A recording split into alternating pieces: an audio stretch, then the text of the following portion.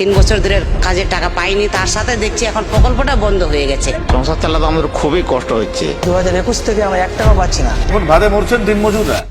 100 দিনের কাজে সরাসরি প্রধানমন্ত্রী এবং কেন্দ্রের গ্রামোন্নয়ন মন্ত্রীকে আপনারা চিঠি লিখবেন এবং আগামী 1 মাসের মধ্যে 1 কোটি চিঠি নিয়ে আমি দিল্লির বুকে যাব।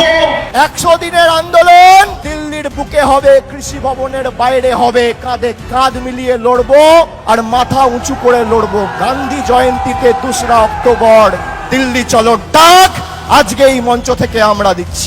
অভিষেক বন্দ্যোপাধ্যায় ঘোষণা করেছেন এই 100 দিনের টাকার জন্য দিল্লি চলো ডাক দিয়েছেন। দিল্লির জার্সি অভিষেক ব্যানার্জির ডাকে। আর 29 তারিখ বিকেলবেলা ইমেল করে জানাচ্ছে যে আমরা স্পেশাল ট্রেন দিতে পারবো না। আপনার দয়ায় আমরা বসে নিই, আমরা বিকল্প ব্যবস্থা করে নিই। কখনো সিআইএসএফ, কখনো সিআরপিএফ, কখনো দিল্লি পুলিশের দল আক্রমণ করে। আর দেখো आपसे बात करने नहीं दिया जा रहा है। आप दिखाइए ये।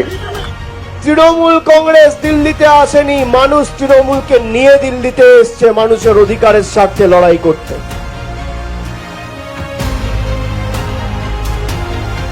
আমাদের 3 ঘন্টা ধরে অপেক্ষা করিয়ে এখন প্রায় 15টা বাজে। 4টের সময় এই মন্ত্রী বিজেপির প্রতিনিধি শুভেন্দু অধিকারীর সাথে দেখা করেছে।